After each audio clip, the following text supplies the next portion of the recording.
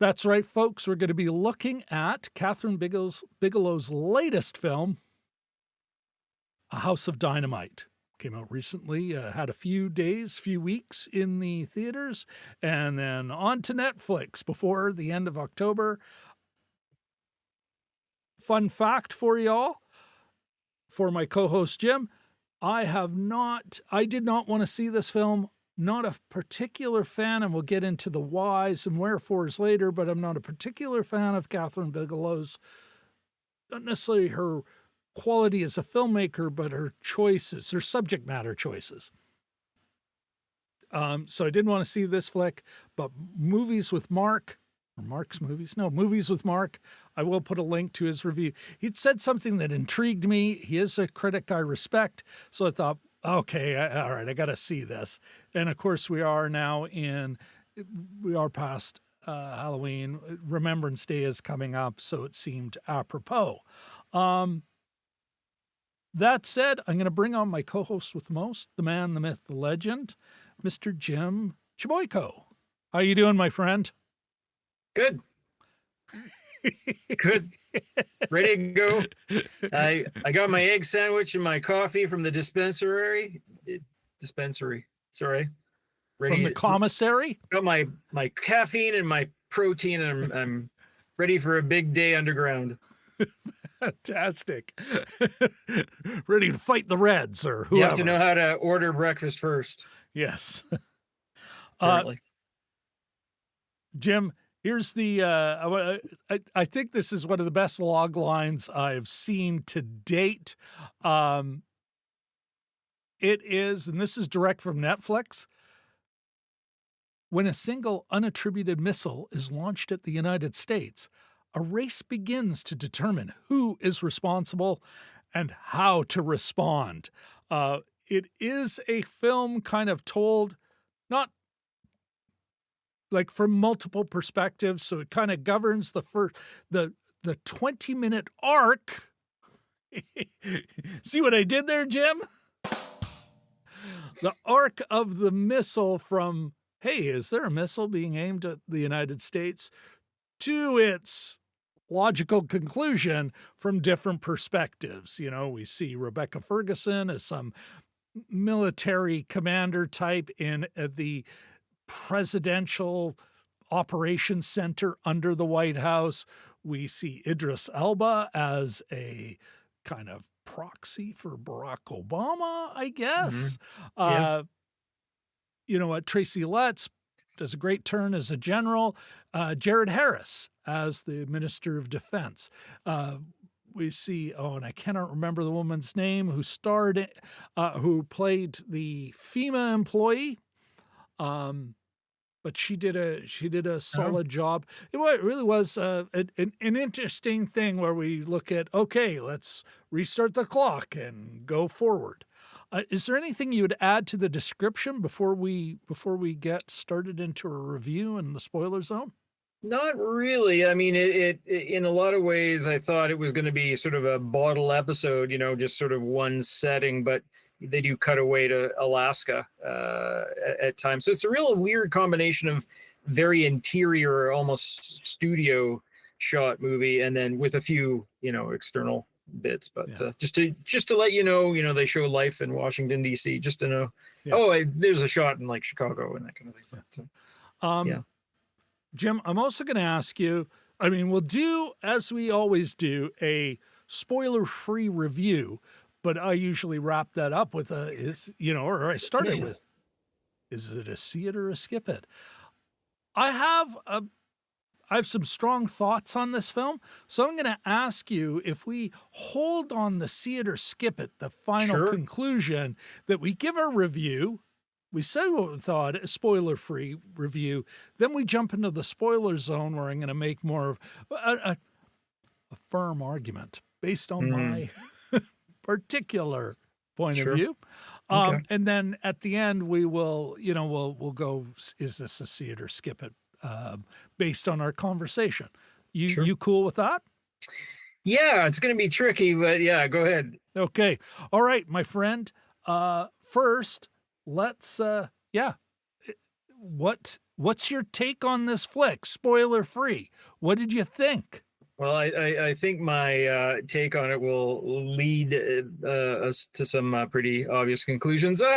It's an ambitious thing always to play with the chronology of a story. It's been done really well before. Pulp Fiction, Dunkirk, these kinds of movies really play with the time aspect well. And they, with the same shot from a different angle, that kind of thing. This one does it as well, but I don't think it's done as successfully. Yeah, I think it could have been longer. I think maybe could it have been a series? I don't know.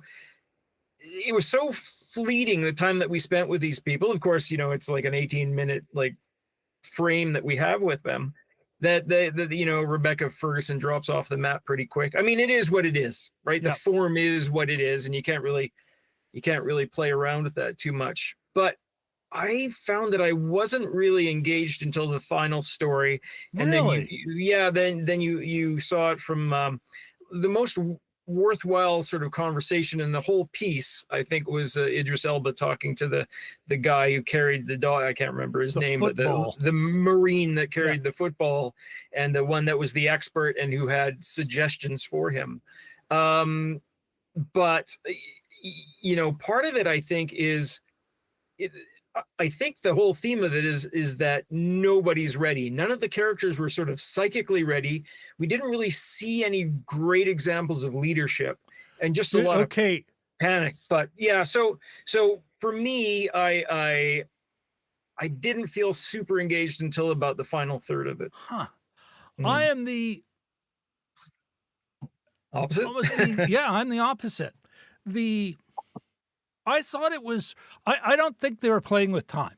Like, some of the other movies you're talking about, they really are screwing with their idea of time while still telling a story. Here it really is. We're getting 4 or 5 episodes.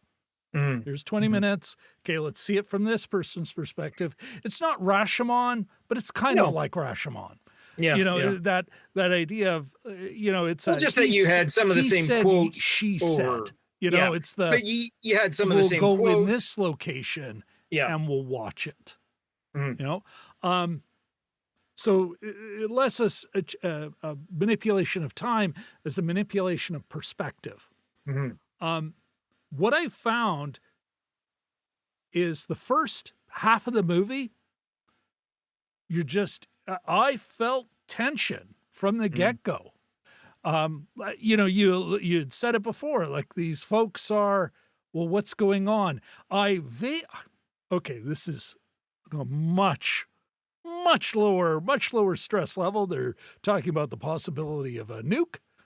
But when I was a minor functionary at the city, I participated in exercises, and on occasion was in the emergency the EOC, had to report on things that were happening because of the large scale public events I did work on, and that tension I felt, and I thought she captured that really, Bigelow captured that really well.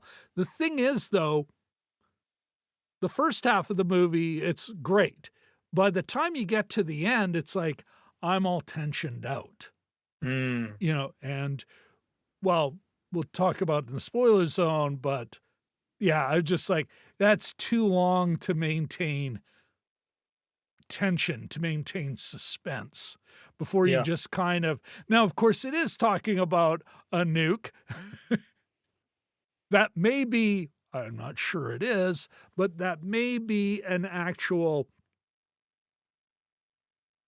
the method in the madness, but I'll elaborate more on that in the spoiler zone. But yeah, I thought it was some really solid television, really. It reminded me of some great TV movies that we saw as kids in the 80s. And that's also part of the reason I kind of have a problem with it too. Yeah. But What yeah, was the I big? thought it was. Oh, go ahead. I was just Sorry. going to say there was Threads in the States. What was the big one? The American one that? Oh, the day after. Was it the day Yeah, I after? think that was it. Yeah, Yeah, yeah, yeah. yeah. No, Threads. The UK did Threads. The day That was a fun after. one. Jesus. Oh, they're Mhm. both miserable bummers of Oh films. yeah, yeah. Nothing. But had some strengths that I think, again, in the spoiler zone, I think strengths that even now it's like, wow, Catherine, you're not holding up. But that out of the way, uh, I do. There was at the end of it, even though I don't think it stuck the landing. Like I said, it's not 2.5 hours, but it's almost 2 hours, and it's like, okay, I'm getting a little tired here, but I still at the end gone, that was pretty good. That was a pretty good movie. That was pretty good television, like Mhm, HBO 90s HBO. That's the way I yeah. felt, Mhm. as far as the form goes. Um, if I were, yeah, does anything really change halfway through? That kind of midpoint raising of the stakes. And it's like, I don't know, the stakes are pretty high already at the beginning. Yeah, yeah. What, how does it go up? I guess well, that's a spoiler. All right. Speaking of which, we're going to wait on the see it or skip it. So let's do just that. Let's get into the spoiler zone, folks. Now, Jim, let me ask you this before we get started. When was the first time you can remember the threat of nuclear war? Like, was it something that Mhm. was talked about in class? Was it Yeah, something your you folks know, were talking about? What do you think your earliest memory of that was? not the folks. Village Canadian, mid-teens, probably early teens, maybe even. And what led to it exactly? Probably when did like Sting sing Russians? The song Russians. Russians, children. Yeah, Yeah, like, do you love your children as much as the Russian? Well, whatever. yeah. And so I mean, little hints. I think the English were actually more intent on talking about and expressing it rather than the Americans, but there's still some American stuff. There's some stuff on TV, of course. But yeah, definitely it's probably about 13 or 14. And some of the nights I went to bed and my heart was pounding, like I was sort of just sitting there worrying about it. Yeah. 1985. Okay, so I would have been, yeah, a teen still. Yeah. Yeah, that's probably a little late, but probably 1980s. I mean, you know about growing up, about Hiroshima and Nagasaki and things like that. Um, my yeah. So I just probably sometime around early teens, I would say. How Yeah. about you? Do I you have a distinct memory of I do that not trigger? actually. I don't have a distinct memory like, wow, this is. I my especially my dad, but my folks are both politically active, Oh yeah. left-wing perspectives, so anti-war stuff, anti, nuclear. I mean, I think there was a movement to make both Manitoba and I think Manitoba did. I'll have to check on that, but there was a movement to make Winnipeg a nuclear-free zone. Like Yeah. there was, like that was I a think there were big, signs. Weren't yeah, there signs? Like, yeah. yeah, like, and that was a big thing that whole like a big pressure, especially in Mhm. Europe. Greenpeace was a huge part of that. Yeah. That anti-nuclear movement, not just nuclear power, but really like deeply within the peace movement against nuclear weapons. And the statistics we knew as teens. We knew what a megaton was.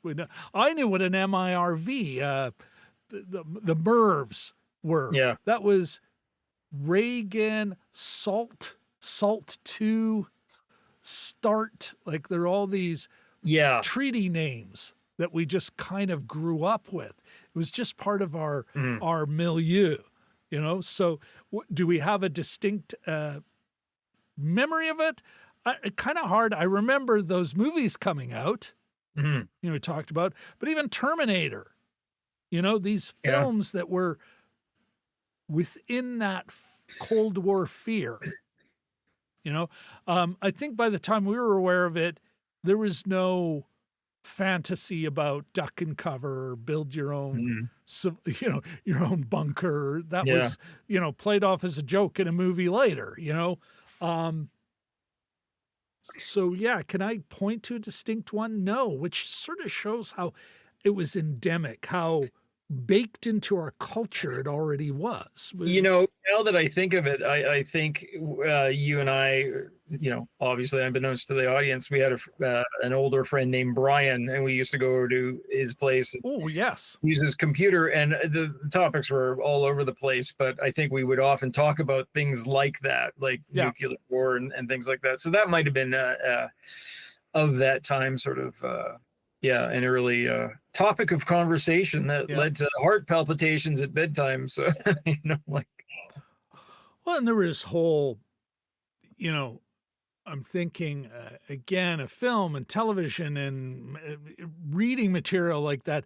This idea of the Russians could, mm, well, the Soviets, you know, could, like that was the era of the Soviet Union, yeah. you know, the Iron Curtain, you know.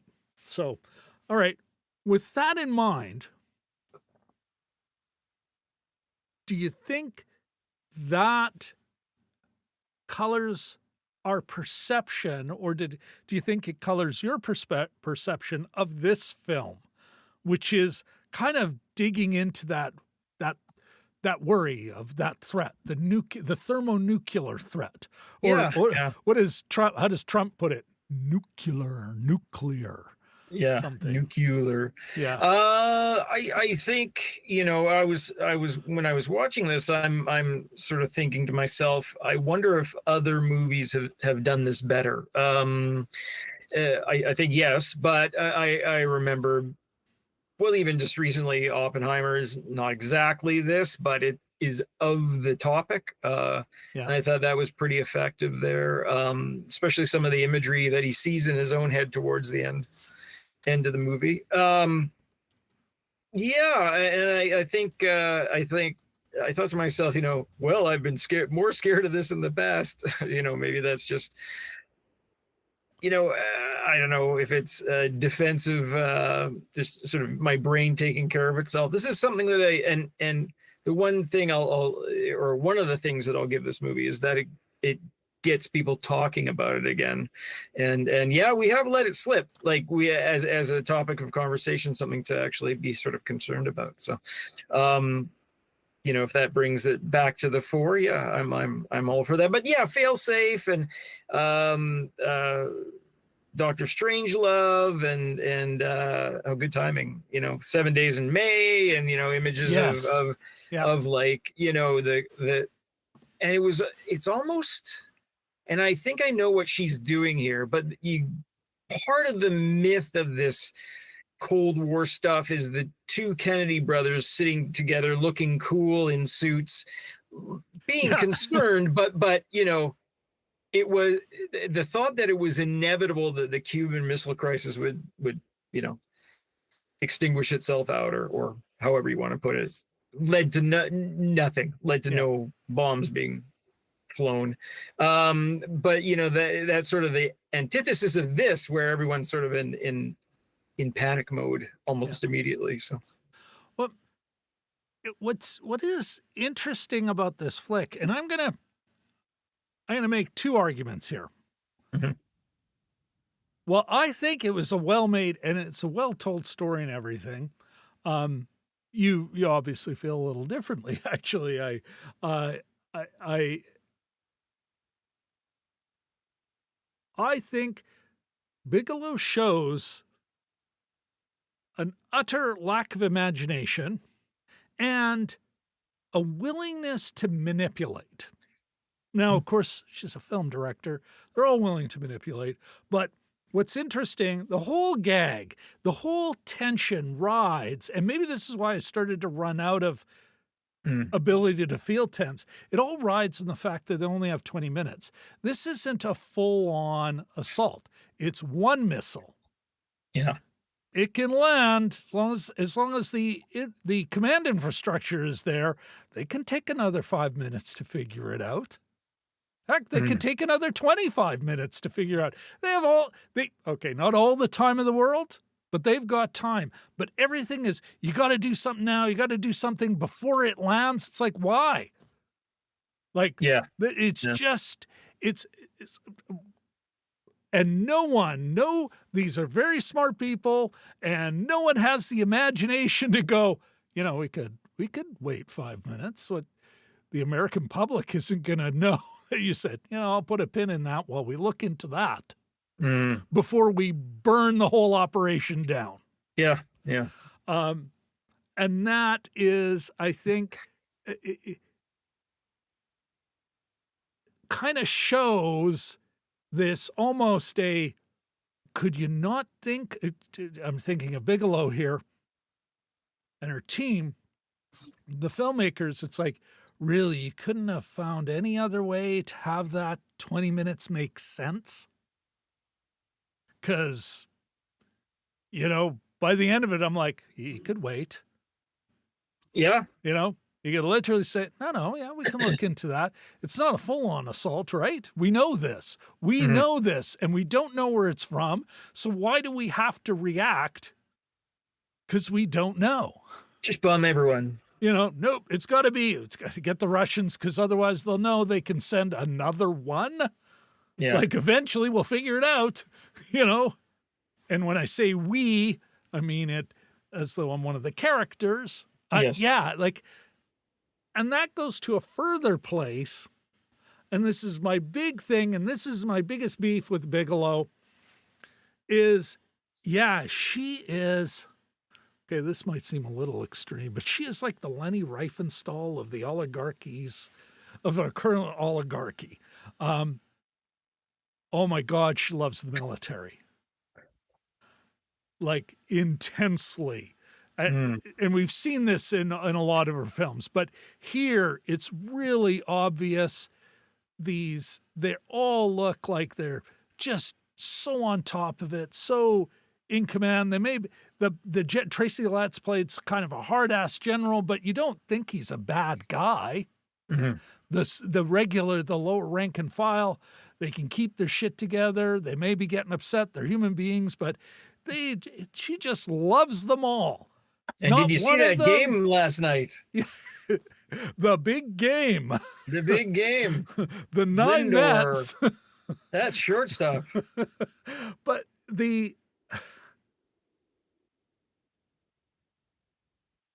where was I going? Right, lack of imagination. This is the worry, and I kind of get it. I don't even think it's cynical.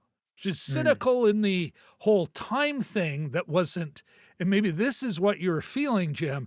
The time pressure in the end, after a while, you kind of go, do we really only have 20 minutes? You may not have articulated it. The thought doesn't occur, but, it still feels contrived.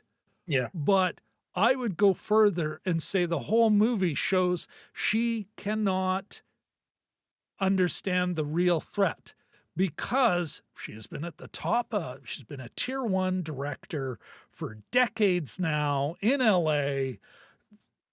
She makes multi-million-dollar movies. She's a big goddamn deal, an Oscar-winning big goddamn deal. Yeah. This is what she's worried about, because you can hire security for anything else. Of course, this is what she's worried about. Of course, it's what Trump is worried about. Any of these Rockefellers, the one thing they can't get away from. Yeah. So this is what they want to talk about. And it's my politics coming up. This is what they want us to talk about. I mean, but what kills me is like, I'm sorry, but Jesus Teenage Christ woman. It was announced she was attached to this film in May of 2024. By then, Trump was no longer in the back, in the rear mirror. Yeah. He's coming up. You got a shoulder check for him now. This movie feels like it would have been an interesting challenge, an interesting thing in 2014 or 2015. Yeah. When Obama was still in power. Mm-hmm. But now it's like, no, the horror is happening all around us. Mm-hmm. I mean, utter lack of imagination. It's the, to put it, we were talking about the Louvre earlier. Your brother is in France right now. Mm-hmm. I was reminded on Facebook of a wonderful, the most smaller romantic day of my life to date, still in 2012. But there is a bit of, so this is, if they did worry in Versailles, Louis XVI, Marie Antoinette, they were not worried about what they should have been worried about, which was a mob marching out of Paris to go, you're coming back. You're coming back with us. Like, that is, if any of these oligarchs, they think they're in charge, but that's what you should be worried about. Oh, yeah. Because we're already living the horror, some more than others. Talk about, the Ukraine, mm-hmm. Palestinians, Congolese, but eventually you sow that wind, you reap the whirlwind, and it isn't going to be a rogue state who has a nuke. This is what they've always wanted us to be worried about. Yeah. Because it's the only thing that'll get them. Yeah. And that is why I'd say she suffers from a lack of imagination.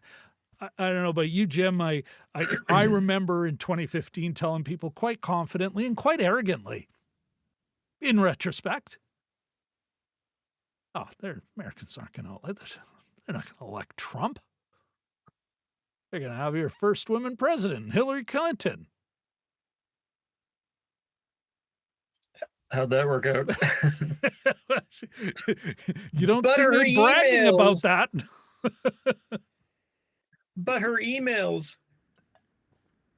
And yeah, I think that's one of the real problems I have with it is not so much the storytelling, which is, I know we call it a film because it is 2 hours, but I do feel like this is great television, Yeah. Yeah. And that would have been interesting, kind of a 24, except it's 1 hour from, and I think that has been done in TV. That's exactly it, Jim. Let's, this episode, it'll be from her perspective. And the next episode from hers. Mm-hmm. And I agree with you. Yeah, Rebecca Ferguson's was so strong. There's another thing. I don't know about you, but you can kind of tell when a director, it's like, that's a director's favorite character. Oh, yeah, yeah. And there's the character they don't care about, or they're just, Yeah. Or a stand-in for the character, they could be me. Yeah. Well, and I think Rebecca Ferguson's character was definitely, that's her favorite. That's her that's her dog in this hunt. That's her horse in this race. Yeah. Watching Community, I've often thought, is Dan Harmon like the winger? Is that who he thinks of himself as? But because he sort of said he based it on some thing of his own, some experience of his own. But I get that, and it's a stand-in. Like Jessica, how different is Rebecca Ferguson's character, not literally what she says, but her character from Jessica Chastain in Zero Dark 30 or what have you. There are similarities. Strong women who've done fairly well for themselves career wise, and have an exalted position at maybe they don't get to go to Raven's Crag or whatever it's called, Raven's Den, but you know, they're still important. Yeah. Do you yeah, no, there's a middle, like again, a love of, not that she, like, you kind of see a preference, a, you know, that kind of, again, that sort of upper class, you know, I'm with the troops. I love the troops You because know, they're treated really well. I was watching Um, this, and the yeah, whole thing about television is it does have a very TV quality to me. And you know, for about 5 minutes 10 years ago, my wife was watching Judge Advocate General, with David Huzitz and Catherine Bell, yes, and I didn't watch it for Catherine Bell, but anyway, no, of course the not. no, so Which is I why watched. it's who's it's in Catherine Bell. Yeah, exactly. Starring, you know, she was the main character, but and there was a real, you know, you watch these military shows and there's a real special, and I'm gonna get, this is gonna be a gross term, but there's a real special kind of boner that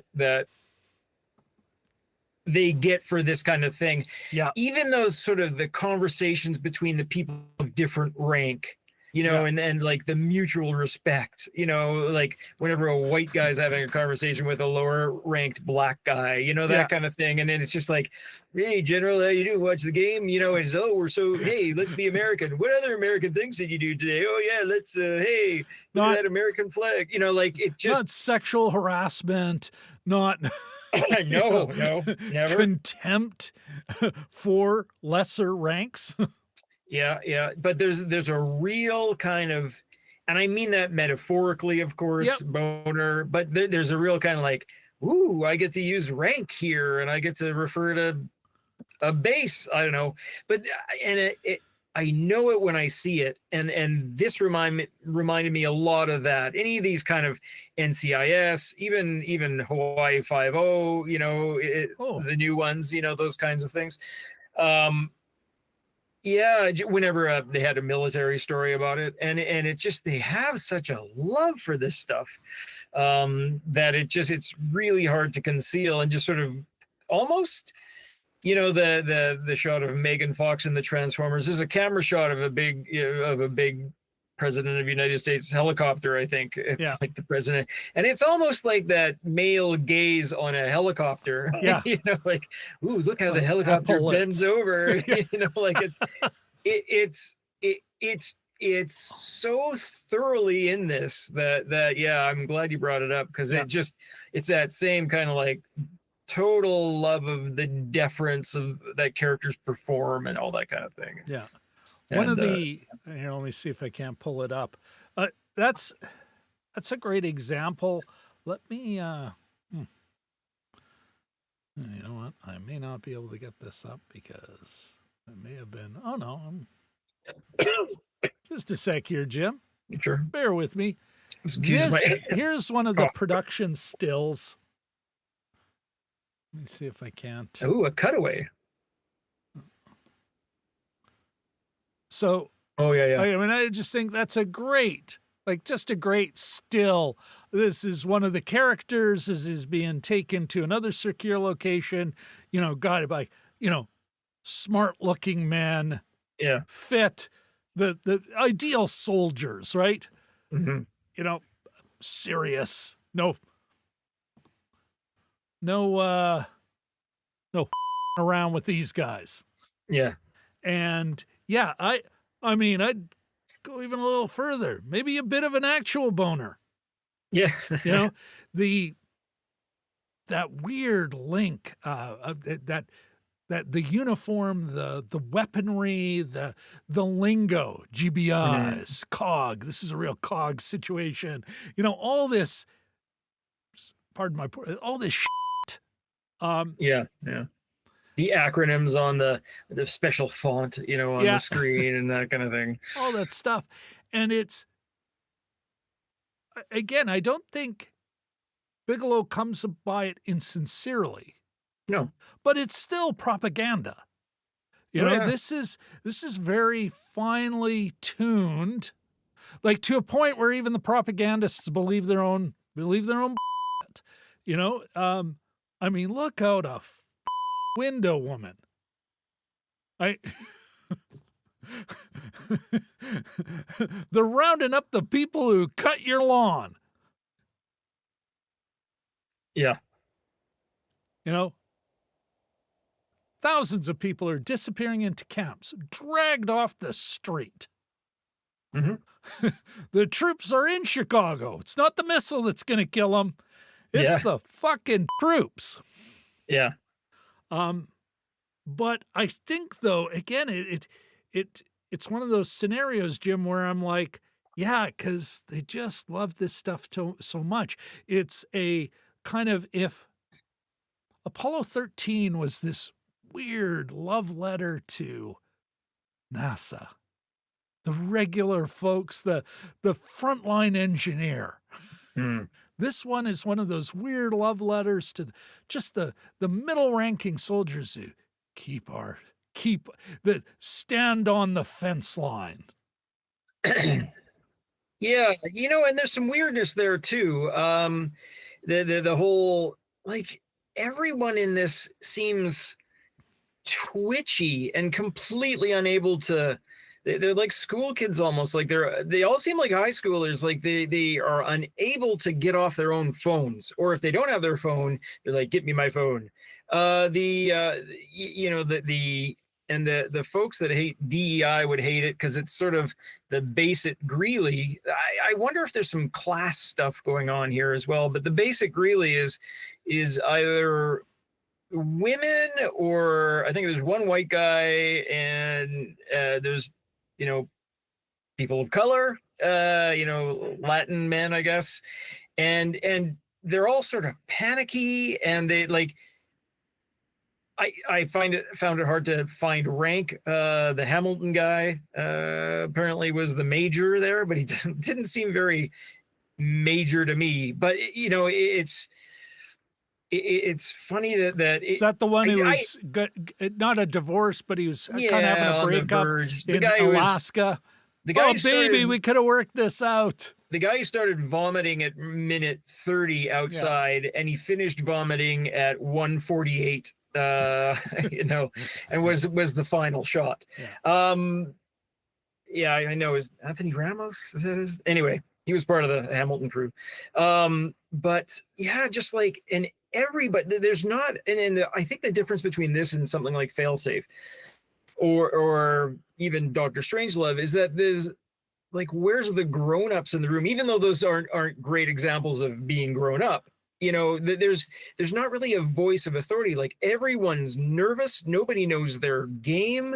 They have had the briefings, but there's really not there's just a sense of panic. You don't get that, and this may be what she's going for. You don't get that sense of JFK and RFK kind of standing, around thinking about how to handle things. It's nobody's in charge. Everyone's kind of flaky. In that big Zoom call, one guy's running to work, and the president's not even on the screen. And yeah, maybe that's an indication that nobody's ready. Well, truly ready for it. and I think that's part of the propaganda of the film. Yeah. We're not ready because we're not worried about the right things. Mm. The GBIs, the Star Wars GBIs. I believe it was Global Ballistic Interceptor. It was. I think that's what it stood for. Whatever. Insert an acronym here. Yeah. And they're pulling out comments that were used to critique Star Wars, the Strategic Defense Initiative in the 80s. It's shooting a bullet with a bullet, and it doesn't work, even though they spent $50 billion on it. I suspect more if we were to dig up all the data on the SDI, but that's within the film reality. These things don't even work. It's like, I think he would know. I think they all know it's, shit. But I do think this is if Apollo 13 is propaganda to get back into the space race, Hmm. this is propaganda to, we gotta get, we don't have our nuclear game handled. We're not ready for it. And what was just announced this week was that Buddy wants to start. Well, he's not my buddy, but I Who's just mean, buddy? Which buddy are you referring to, Jim? yeah, that guy is saying, yeah, we need to start testing nuclear testing again. Oh, that's something that the Earth can handle. That's so awesome. Well, and even because this has always been this sort of the Soviet Union collapses, this idea of that there's peace, or let's say not peace, but well, at least we don't have to worry about destroying the planet in one fetish of explosions. This is when it's an even scarier world out there, Jim. We start hearing about rogue states. Anyone can build these out of a suitcase. Have we stumbled across any of these? No. It's always been a fantasy because although the science is pretty straightforward, it's incredibly hard and expensive to make a nuclear bomb. Well, it's why there's only a couple of states that have leave traces. Yeah, you leave traces too with the whole radioactive thing. So the plume but it's a great way to kind of go, we should be worried about this. And it's like, we just went through a global pandemic that I think future historians are going to go, yeah, that's part of the reason you have Trump 2.0. He, and why there was this, why Biden in a different context would have had a second. And I'm not saying that would have been great. I don't think it would have. Mind you, I'm one of those guys who think I was happy for American Democrats and African Americans that Obama was elected, but I didn't think he was going to be, oh wow, the great emancipator. He wasn't a revolutionary. He was at best an American middle reformer. But where was I going with that? Russians. The Russians, yeah. So the Soviet Union collapses. That threat's gone. Now we start hearing about rogue states and one-offs. And, this obsession with North Korea, even though it's like, I think I'm actually going to work. I mean, that is mentioned in this. It's like, a lot of them don't work when they land. Because, again, not just, testing. Got to test these things. You don't test them, who knows if it works? But let's worry about this. Let's worry about Iran. Let's worry about, what kills me is anyone who actually, when you get them to answer honestly, experts in the field, they'll go, well, no, they want it because they're looking at having a deterrence for their local neighbor. Iran wants one because it's a great way to make sure the United States never invades. Yeah. Or the Israelis all of a sudden have to think twice before they, decide to fly over a number of countries to do something because, they're the local hegemon or the hegemon's local bully. That's why they want these things, not because they want to set them off. They want to make sure that it's like, oh, well, we do have a dead man's trigger. And so this whole scenario is kind of ridiculous, but that doesn't mean I think, or I don't know. Let me ask you this. Do you think Bigelow is being sincere? I know I've been I think she is. She's cynical in some areas of this show, but I don't think she's like, I think she is like half of the Japanese cabinet in 1945 saying, no, we can continue to prosecute this war. The Japanese people will rise up and push back the American hordes. Yeah, I think she's sincere. I think there are things that she's going for, like I mentioned later. I don't think she thinks we're at all prepared in any way for something like this happening, Yeah. whether psychically or psychologically or literally or in any other way. Like I said before, everyone's kind of like flaky. All the characters are like, there's some people that concentrate, but they're like, oh, I got to do other things too. I got to call my family on my phone, and there's almost not one steady hand. Even the president is sort of like, yeah, I don't want to be here. I didn't ask for this. Yeah, you did. Kind of. But and then you have the Secretary of Defense that jumps off the White House roof, and that was kind of weird. Like, would somebody in his, can you see anybody say, these guys are as the Secret Service agent said, they're all narcissists, and I which is kind of a neat, like, expound upon that. That was kind of interesting. But so says they, yeah, because I've film directors are such people for others. Yeah, exactly. But like, so my thing is, so the whole time I was irritated by this. I'm like, why isn't anybody just sitting in an office? Like, forget the running guy to work, forget the president who's got some other thing going on. He just shows up as a blank screen. You don't figure out it's Idris Elba until obviously the third act, as maybe has been mentioned. You could hear it. Not Idris Elba, but you could hear that.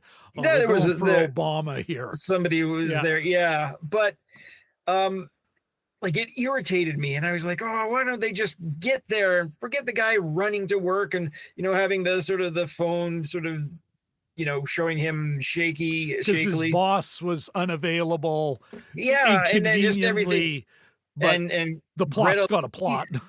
Greta Lee again. I think that's my second time seeing her in a month. Shows up for about 2 minutes, and then I sort of realized, I think this is what she's going for. I think this is like, we will not be ready when the time comes. It's not going to happen in the middle of the afternoon after your lunch.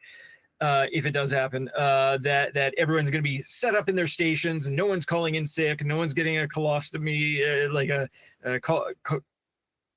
colonoscope or whatever, like colonoscopy, Jim. Colonoscopy. Thank you. I always have trouble with that word, but like, it's going to happen when it happens, and it it could be 8:30 a.m. on a Monday morning or whenever this is supposed to be, and it won't be.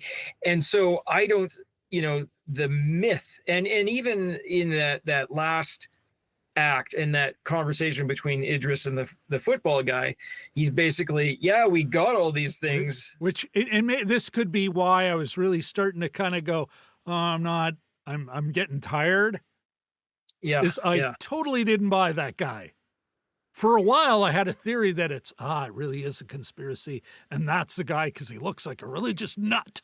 Oh, yeah. I'm glad that isn't the way it played out, but I was like, I got time to theorize, but not really good for the movie. But I mean, it's so I think maybe part of her thinking is that we shouldn't have these things. I want to wish them away because but I don't think really she does.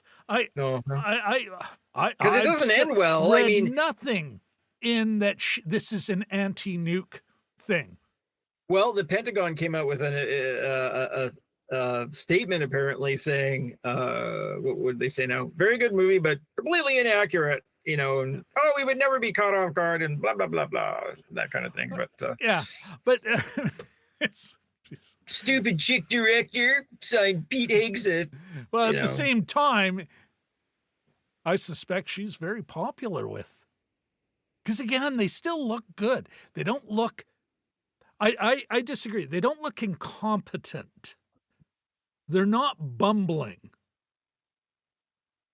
What I didn't buy is I it's just like, didn't see first of leadership. all, you don't. Well, I mean, that's you did from the general, the pro-war Yeah, general. yeah. Um, the what I didn't. What, okay, first of all, that final conversation between the president and the guy with the football, who's supposed to, advise him, really walk him through the manual. Here, you can do Mhm. this, you can do this, you can do this, do this, gotta go. And of course, he goes hard in the paint, just blow everyone up. Um,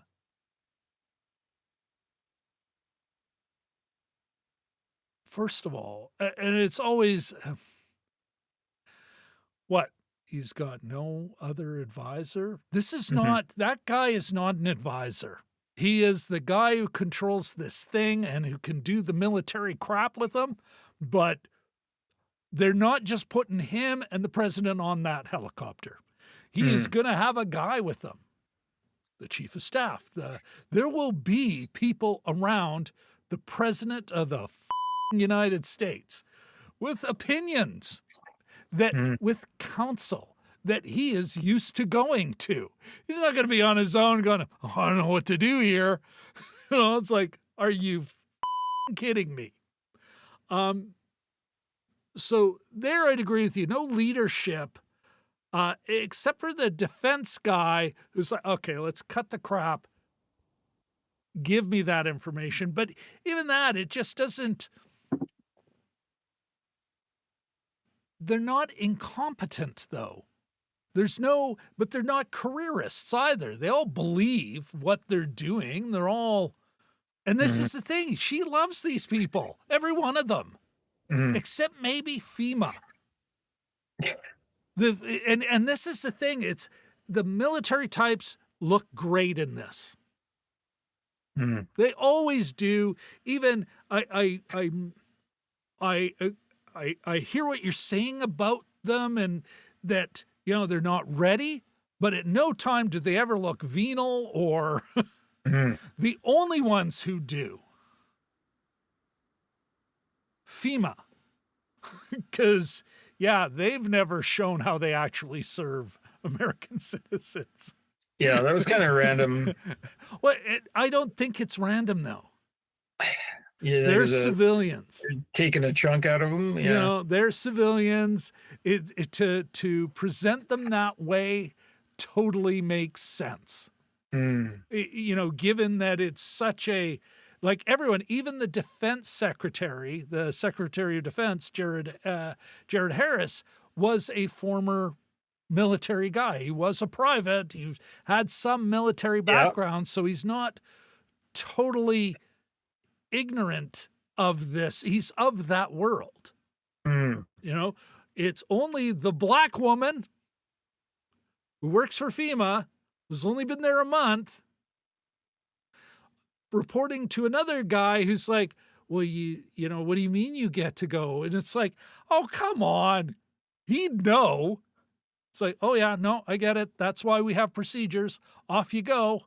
There'd be no coffee clutch of people going, she's been here a month and now she gets to be saved. It's like, that's the Yeah. only Yeah. pettiness we see in the entire fucking movie is when it's Yeah. civilians. And Yeah. Yeah. like, no one gets to that level. No one gets in the White House if they are And this not is careerists. And there's going to be the no, careerists, the never. opportunists, no, they're all true believers. Yeah. Yeah. I'm actually surprised that some of them were allowed to, call out, get the phones, and that's obviously against procedure. But yeah, I mean, I just there didn't seem to be any adults in the room, and for parts of this movie, and they're all just sort of like scrambling and that kind of thing. But the yeah, the FEMA thing, and this goes towards the movie too. The rest of it is that you're introducing characters. The one that plays Jared Harris's daughter. Yeah. Yeah, she's on screen for a minute. There's another woman who was in. She's sort of introduced as she sits by the press room, Yep. and I'm not exactly, she's some sort of She was a liaison. reporter. She was CNN.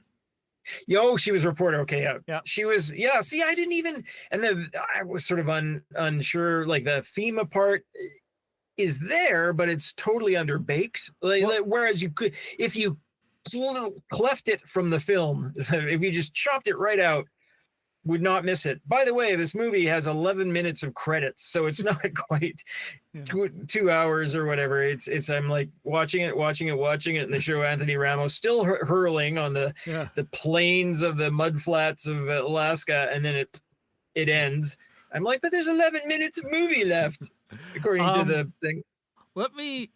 You'd mentioned there might be a class thing going on. I am going to get into that. And this is what I mean. It's like, is she the Leni Riefenstahl of the current oligarchy?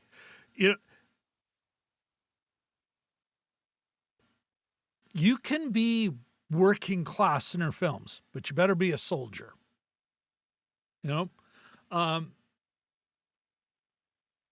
Everyone the people in Chicago, they're just some poser actors. Mm. Or whatever. I got the impression Jared Harris's, the defense secretary, whatever his character's name was, his daughter was an actor, and they had a role or something. Anyway, I see. Okay. That's the vibe I got. But other than that, we see FEMA, petty, not knowing what's going on. There is only just the slightest, well, what are we going to do about Chicago? Oh, there's nothing we can do. Moving on. Yeah. There is no one that isn't directly involved. And I get that that's the film they're making, but I think that's a statement in and of itself. Intentional or not, it's that all of this, not once does anyone, the only time the American people are like they're a monolith is discussed is how he will be judged on whether or not he does something, or, well, I don't know, the American people stand for it. What about the American people who are about to get bombed into the so-called Stone Age? And it won't be just there. So what are they doing? No question. We never hear the president once say, okay, you know what? Well, we're trying to figure this out. What are we doing? There's going to be a lot of hurt people in the Chicago area. Yes, it will kill millions, but there'll be some surviving. Are we doing anything? General, can you get off your ass and do something there? Nope. Not. It's all about, but what about our legacy? And the final advice from the football guy is, oh, you just got to kill them all. Yeah. It's like, and that is just deeply dark, deeply elitist. It is the same world that we had when we'd watched 40 Acres. This is one of my beefs with those kind of apocalypse films. There is no after. This happens, it's all done. It's like, what do you maniacs? Cameo. Oh, Black Cat is, dark gray. partially white, but this is a new thing. Get out of here, you rat. You know what? Wants to be on television, but that, I think there is a class component here, but it's like propaganda.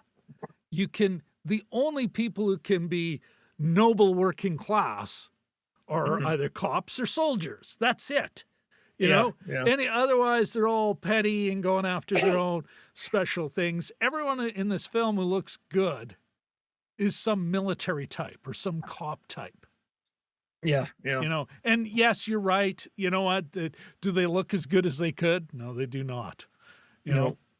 But again, it's like she's saying we're not ready for this threat. How about the threat that's happening now? Yeah. No hint of, oh, you know what? Have we been hacked? It's mentioned once. Once to kind of just, but it's like it's not even a speed bump. It's a pebble. It's, we should do something. Somebody sweep that nonsense up. And that's part of the like. I think this, even though it's based on like an 18-minute kind of timeline, is that a lot of it comes across as underbaked. Like they don't have time to consider other things, and even in their, like, Buddy goes out to Rebecca Ferguson's partner there goes out to pick up their phones from the place where they have to store them because they obviously can't bring them into the control room. And he saunters back slowly and he slides her phone, and she's wondering if he's taken off. And everybody's taking their sweet time, and there's seconds, and that part frustrated me. And it's just like, why are you devoting time to this? There's the reason why I mentioned egg sandwich and coffee at the start is because her getting to work is about a 10-minute chunk in a movie about the urgency of time and how little time they have. And it might be a sort of like the speed thing when Keanu's like getting his coffee in the morning. Hey George, hey, check that out. Hey, you see the big game last night? Where you're trying to establish the community, where you're trying to establish the characters being they're friendly. regular people in regular lives. They have regular, and they're good people because they chat. They know the name of the guy who makes them coffee, and that kind of thing. And that's the other thing. Everyone's involved in a relationship. What? There's not one random loser. He keeps getting divorced. Like we're shown very many times. We're shown a picture of Jared Harris's daughter. Yeah. Many times. 3, just in case we didn't get the first 2. Yeah. He does have a daughter, and that's another aspect of it. And we learn, that he's a widower. Yeah. And that meanwhile, his daughter, another civilian, obviously a spoiled daughter, is, doesn't have time for her grieving father. But no actual context, no kind of, maybe there's some history here. Or, nope, none of that. Caitlin Deaver, by the way, she's a fantastic actress. She gets about 2 minutes. Yeah, it's not in this film because, it's not just no time, but obviously zero thought put into this role.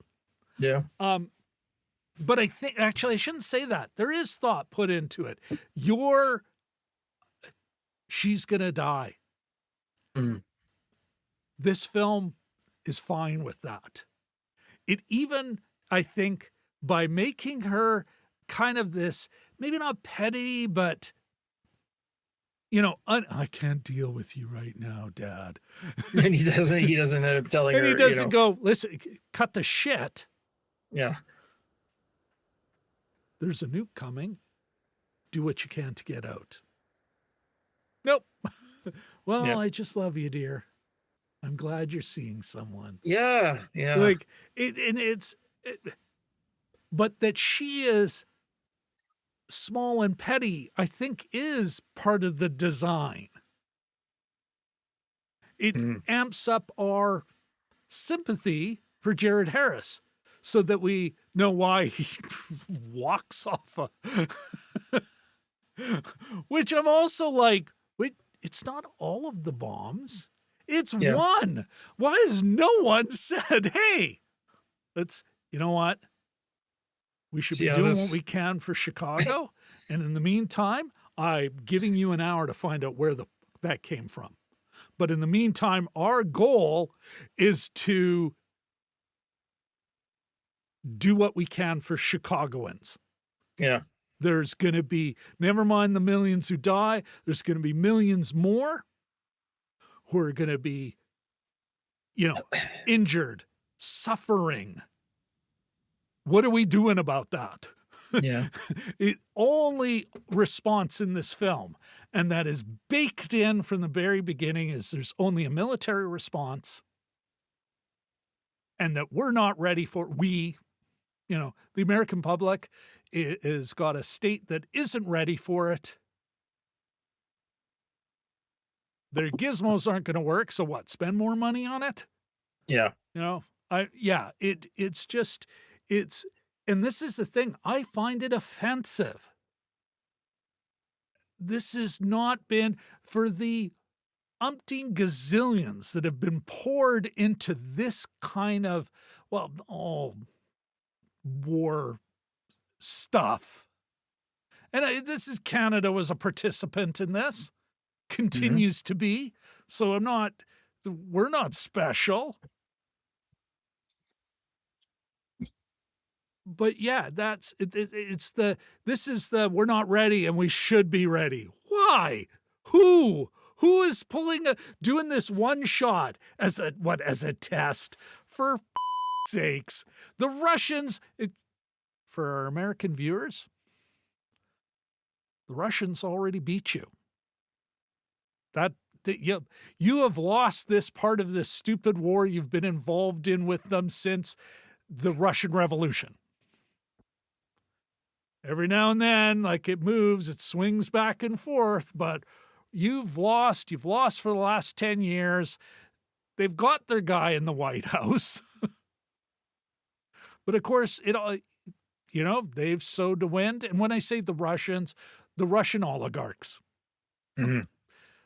Poor schmuck Russian dying somewhere in Ukraine who's was a conscript from Irkutsk. Yeah. That's not the that guy isn't the problem. Just as, we have friends across the border, Jim. I mean, internet friends nonetheless. Yeah. I don't think they're the problem. It's these oligarchs and their helpers, their facilitators, and we have to expand that idea that the Catherine Bigelow and her folks, who I suspect would otherwise be considered a Hollywood liberal, she's not some anti-trans nut or anything. Yeah. She's got there's always enjoy the working class Hispanic soldier, might have a brother in ICE. Of course, a cousin who got pulled into a camp and has now been sent back to Mexico, even though they were born in the United States, going, how the hell do I get back to where I'm from? Yeah. Yeah, there's something disturbing in this film and its assumptions about the world, and the way that's packaged. And maybe we're trying to blame the form in a way, but maybe that's it, Jim. Is in the end, while we might not be able to put our finger on it, we had a guest when we're talking about Andor, and I like how he put it. It's like the closer art gets to truth, the more, well, he was making it the more left it seems. But I think what we are sensing is that this film is inauthentic. There's an inauthenticity. And while we're having a hard time, or like you and I are seeing different components, much like the film, different views of the same event, we're interpreting the why differently a bit. In the end, what we're really reacting to is this does not feel true. Yeah. I pretty earlier on, I was thinking, I'm not buying this, and part of the thing I think is the sequence of events. There's a big sort of basketball scene with about a half an hour left, and I just thought, this would have worked so much better if this was the start of it, but it's a minor quibble, but it's so split, and you see the characters for so short a period of time that ultimately nobody really lands for me. The most sort of startling thing anybody does is they don't stick. They're not given that much time. I mean, Ferguson and Idris Elba and Jared Harris, the imagery that'll stick with me is a guy walking off the roof. That's basically, I think the biggest takeaway from this, because it's not even that strong. Is there, there's not really all that. It's such a indoors movie, I don't even remember any sort of this is why I felt great like it was shots great or anything like that. Yeah. You know, it's Yeah, great TV. and not even HBO. Well, I Oh, guess, yeah. it felt like a really good, big three, like tonight on ABC, A the worldwide premiere with the event. bongos, and you Except would, that we're still referred to the day after. I think it was the day. Okay, I'm gonna look yeah, this up. You know, we still refer to some of these things. Um, which I don't need to watch again, but yeah, I remember, yeah, I remember. here it is, Jim. 1983. Directed by Nicholas Meyer. Jason Robards, that's it. As Okay, Dr. yeah, Russell Oakes. I mean, I don't think, yeah, we've talked about this before. I think it was not as good a film as Threads, but it was yeah, still, it was a solid flick and deeply rooted in, well, regular for American early 80s broadcast standards, but still people not at the very top. yeah, You know, it rooted in, well, the Chicagoans that we only meet two of, yeah. and even then the guy who knows everything can't be bothered to say, you know, I love you, sweetie, and I'm so sorry. You know, Yeah, yeah. yeah, even just apologize for sakes. Well, You know, this is these, the last and time I'm this going to is be the key. speaking to you, This is so what kills me. There is no, at best they may not be ready, but they are never judged. Mhm. And it's like, I don't know, the ghost of me might be saying, you asshole, you strived, you've climbed that greasy pole to be in charge. And when it really counted, You're well, I'm like, going to check oh, out here. I got the vapors. The cast of the day after is, you got Joe Beth Williams, you got Wayne Knight as Man in Hospital, as well as Stephen First, who are two of the, Really? those hilarious big guys, Yeah. back in the day. They're both in this. Yeah. Arliss Howard and Steve Gutenberg, John uh, Lithgow, Amy Amy Madigan, Madigan. who's made a splash recently as well. So, still working, and Yeah. she had a big part in Weapons, of course. And yeah, kind of a. I gotta watch it again. Well, maybe I don't know. We'll see. But the thing with Threads is that that brutal English honesty is it, day after they probably, I don't quite remember it. I don't think it's as brutal as Threads. I think that Yeah. Threads one is because it deals, and like some of the British crime dramas, they follow up. It Yeah. doesn't end with the guy in handcuffs. It's like sometimes they deal with the after effects of the crime, which is just as sobering and kind of depressing. And I think a large part of Threads happens after the attack, and you watch people starve to death and things like that. So yeah, a lot of fun. Yeah. The book was funnier, as they said on David Letterman. Yeah. Well, let me, I know you mentioned class and I've mentioned it, but I want to come back to what you were thinking there when you said if there's a class aspect. What did you mean by that? Where were you going with that? Yeah, I just it seemed to be, the whole base in Alaska. It's the Anthony Ramos is the major who I guess is in charge, and he reprimands the guy for eating chips at his station, and everything's kind of sloppy. And I didn't really get a sense of rank, but they're all.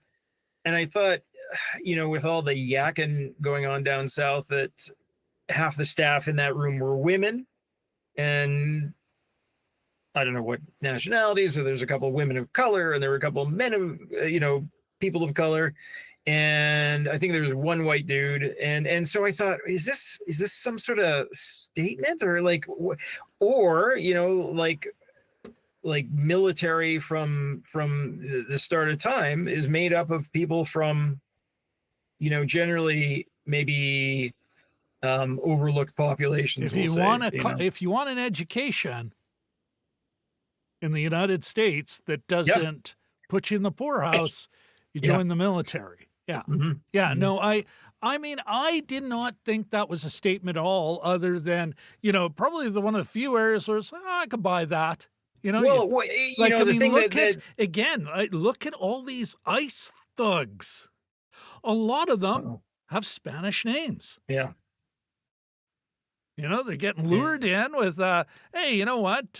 Be the capo, and here's your $60,000 signing bonus. We'll Yeah. forgive your student loans." You Oh know? yeah. Yeah. So, I that there some at some far outpost, Mhm. no problem at all buying that.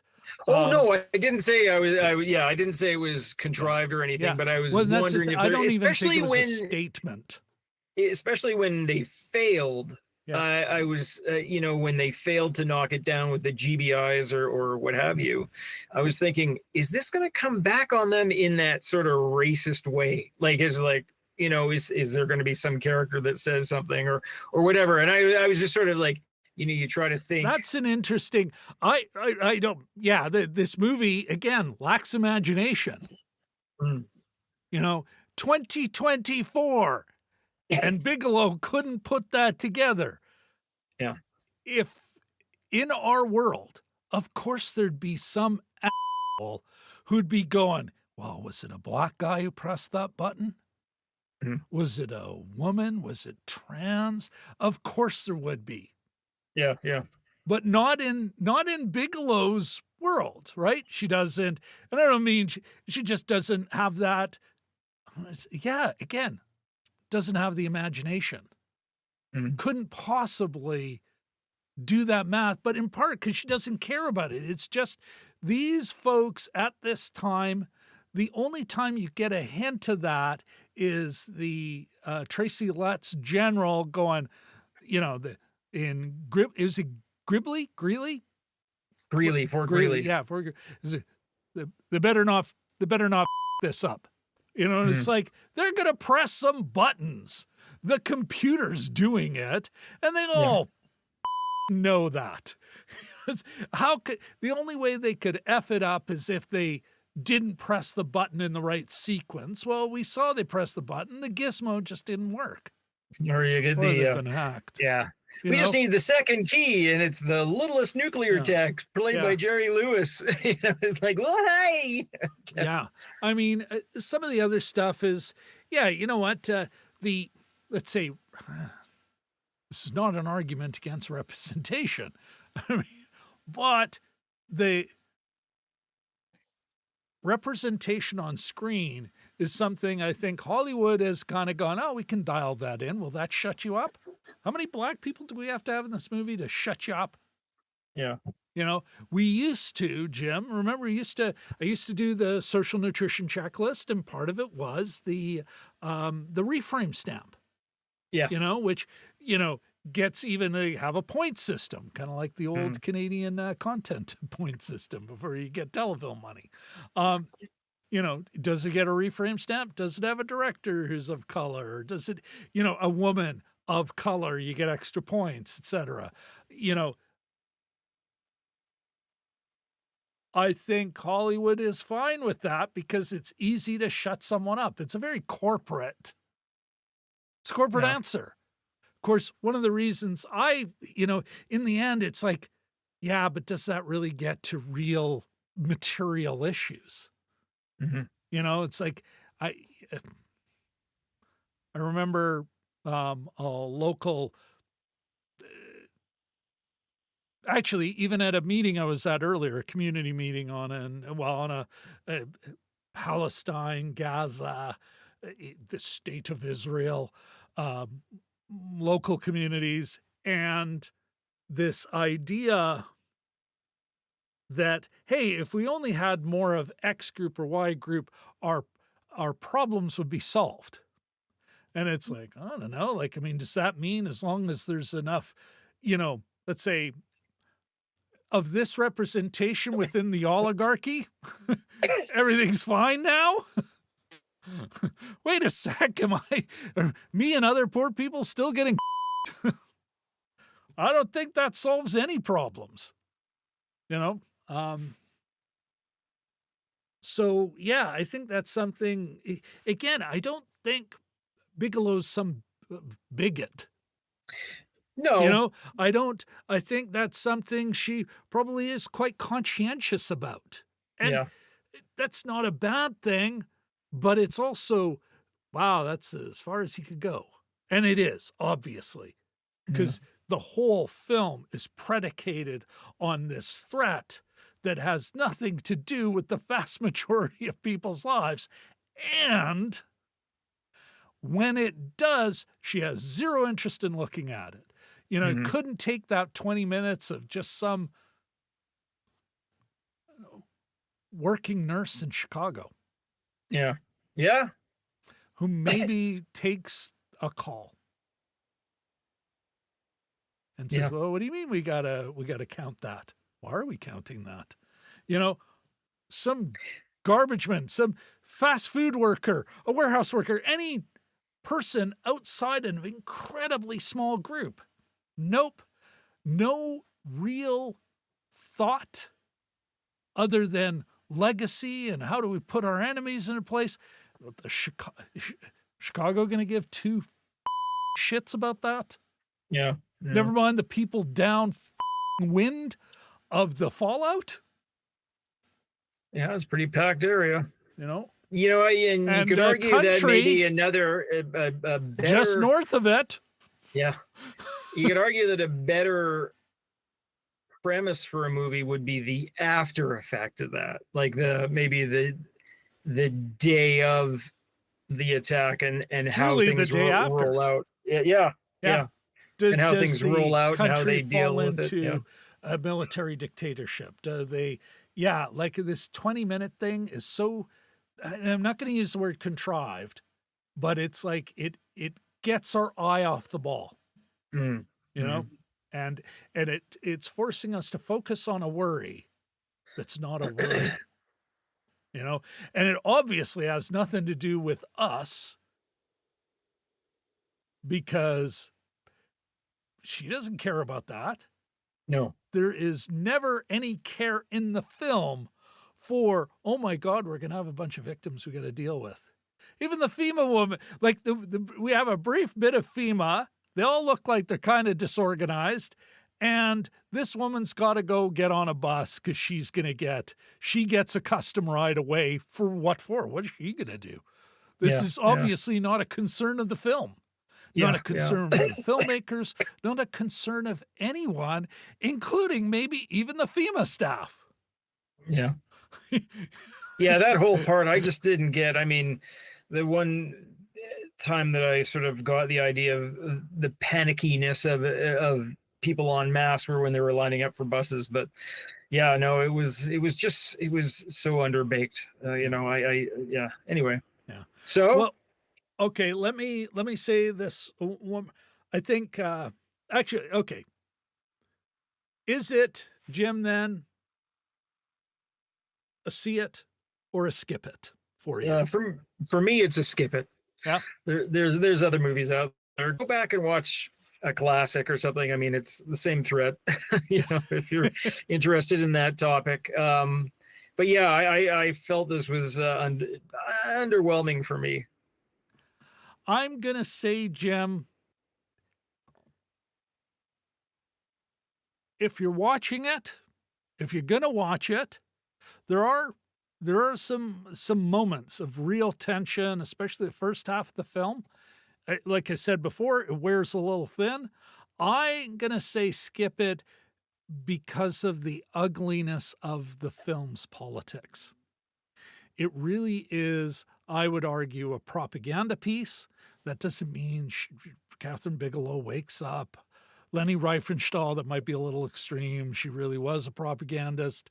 But or Goebbels. I'm not saying Bigelow is Goebbels or anything, but yeah, her fascinations are directly are the same fascinations of the people she gets millions of dollars from, not just personally, but to make these movies,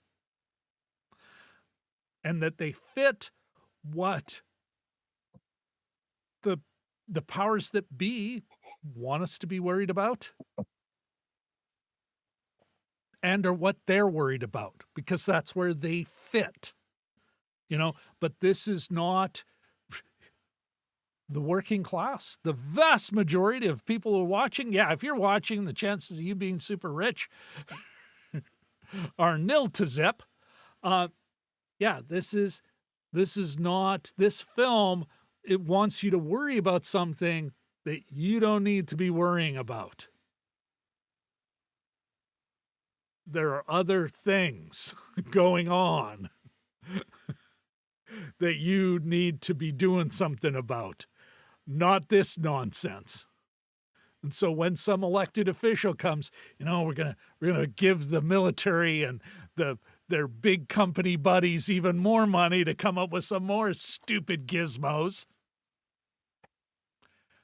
just know that means there's going to be less for what you need and what you care about. So yeah, that's my take on it, Jim. Any other, you know what? Let's do this. Any other final thoughts? Yeah, I just I didn't even write anything down on my notepad. I was That immediately underwhelmed? yeah, I just and well, I guess this as a final thought, people are losing their shit over this. They're like, "Oh, this is an Oscar contender." And that's fine. I'm not people have their different sort of perspectives. I don't see it I'm okay with the ending. The ending's kind of open. If you have the subtitles on, it says over the credits, it says explosion in brackets. So I think, that's sort of it doesn't really sound super hard. It's kind of like but yeah, if you watch the end credits and it'll just be like loud, how sometimes it says like, tense violin music or whatever. And then it says explosion. And there's just like that rumble in the background just goes a little higher for a while and then lower. And that's evidently an explosion. So, people are losing their crap over this. That's shit, because we are never once in Chicago. Yeah. Or we're once. We're briefly, super briefly, but none of the actual characters that we're following are in Chicago. I think they actually filmed it. So what do we even waste? What explosion? How did we hear that? They had it in the village in the old Man in Nature Museum, the little fake 1920s village. They're like, "Oh, we're going out to work." But I mean, yeah, if you want to watch it because it's newsy or part of the chatter, go ahead. But I don't see this as a very memorable one. Like I said, if you're going to see it, keep in mind, it's selling you something. Yeah. That the rich are worried about. And they'd love you, like all things, the rich. I mean, it's the way the machine's set up, right? What the rich worry about is the big ideas that are actually talked about. They are the contingent upon our means of production, the base, the capitalist mode of production. All the conversations, all the ideas, all the big, Catherine Bigelow is an organic intellectual. It's all part of that. This is what they want to talk about. But if this is what they want to talk about, it's probably something that you're about to get screwed on, I think I can say that without beeping it. Just to follow up on my other point, like I had none of my criticisms have to do with the open ending, the ambiguous ending, as everyone's referring to it on the interwebs. I was okay with that, but I don't think it stuck the landing mostly because of tension. Like Yeah. it doesn't feel like it's moving anywhere after a while. But Mhm. being instead of giving us a cathartic ending, that it's a kind of, well, what did happen? Was it a dud? Did he launch nukes on others? You hear him going through the motions, but you don't actually hear him give the order, do it now. Yeah. Strike package Alpha Bravo 72 or whatever the hell. Yeah. We don't hear that. And that's the real ambiguity. And in that Sequel. ending to a different movie could have been really cool. Yeah. Like I said, by the end of it, I'm like, kind of, okay, all the tension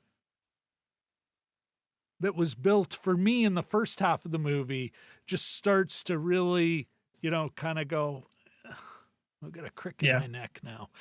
Yeah. Okay. All right. Well, listen, everyone, made it to the end here. Thank you very much.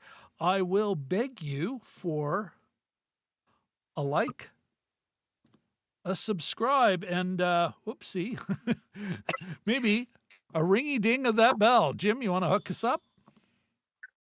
Oh, look at, I oh, was wait. set. I was prepared. I'm waking the wife and daughter up. I'm the one who missed my own cue. All right, folks, thank you all very, very much. Good night, say good night, Jim.